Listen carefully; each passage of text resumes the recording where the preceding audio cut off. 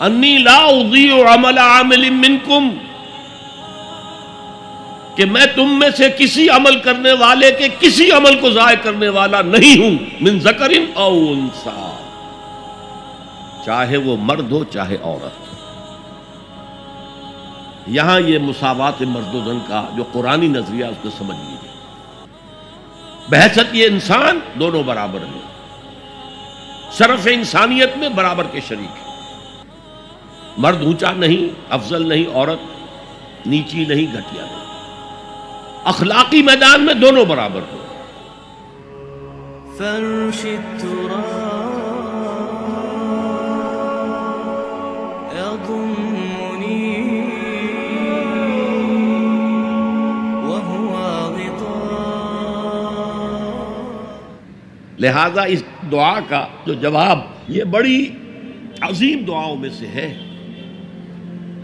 اور سورہ بقرہ اور سورہ آل عمران کے جوڑے ہونے کی ایک علامت یہ بھی ہے، جیسے دونوں کا آغاز الف لام میم سے ہوتا ہے، دونوں کے شروع میں قرآن کی عظمت کا بیان ہے، دونوں کے اختتام پر عظیم دعائیں ہیں۔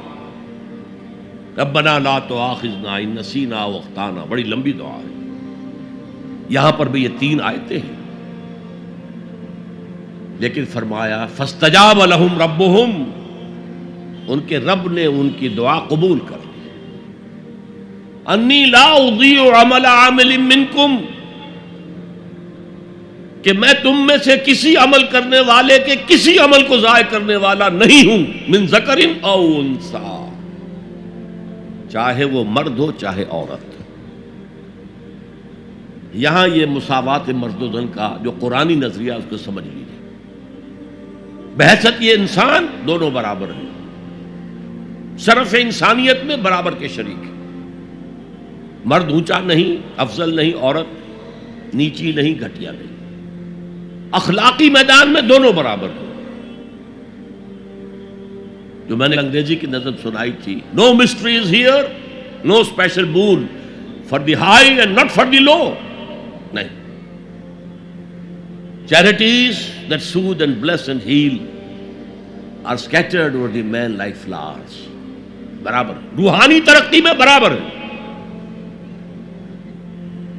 صدیقیت میں برابر ہے۔ صرف نبوت عورت کو نہیں ملتی، اس لیے کہ نبوت کا فرض ادا کرنا بہت کٹھن ہے۔ جو معاشرے کی طرف سے مشرکانہ اور کافرانہ ماحول کی طرف سے جو پھر پریشر آتا ہے، جو پرسیکیوشن ہوتی ہے، جو ٹارچر ہوتا ہے،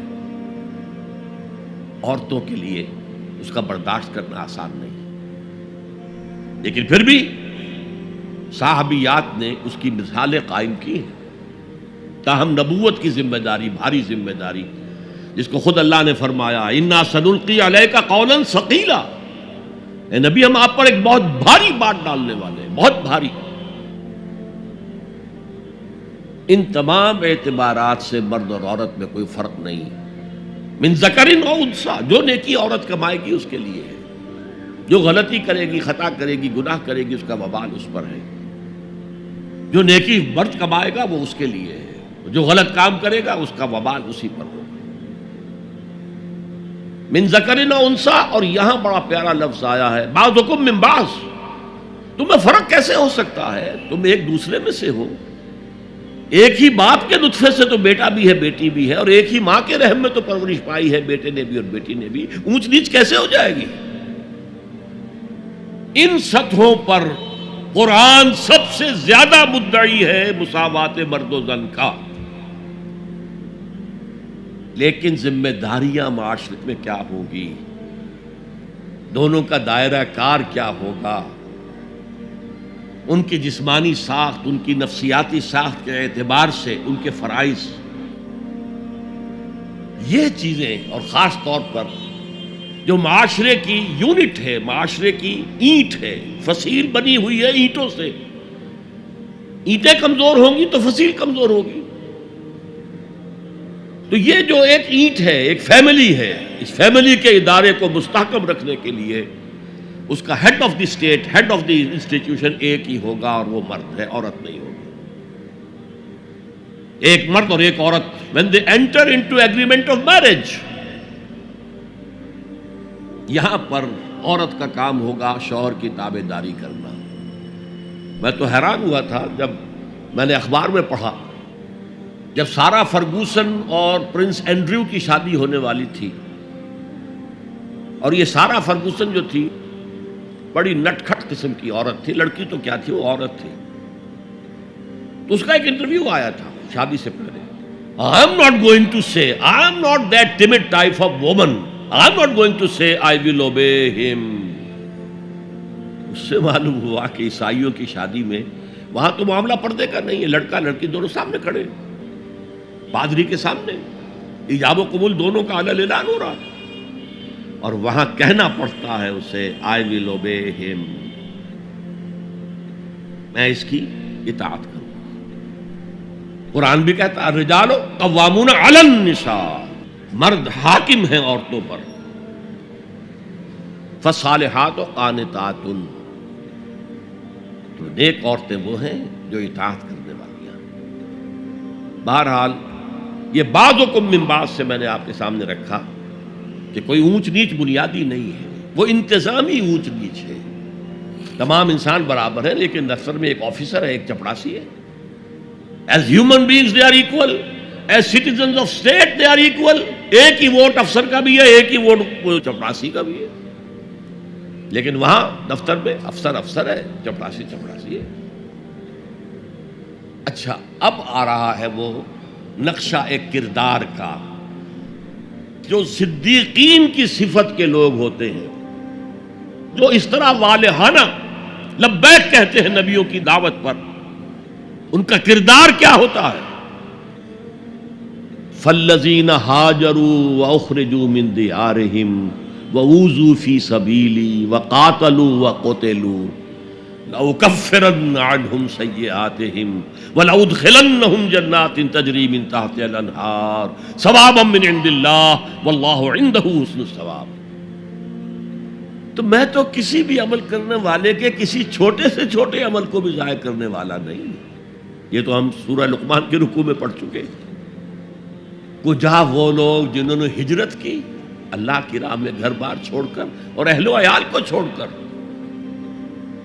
مکے کے بھیڑیوں کے رحم و کرم پر چھوڑ کر اللہ کی راہ میں ہجرت کی. فالذین ہاجروا واخرجوا من دیارہم، یا زبردستی نکال باہر کیے گئے اپنے گھروں سے.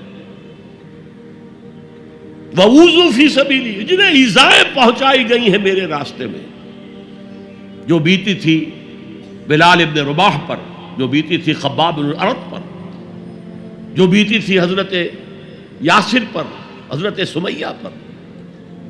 فالذین ہاجروا واخرجوا من دیارہم وأوذوا فی سبیلی وقاتلوا، پھر انہوں نے قتال کیا میری راہ میں، فقتلوا، اور قتل بھی ہوئے، جانے بھی دی.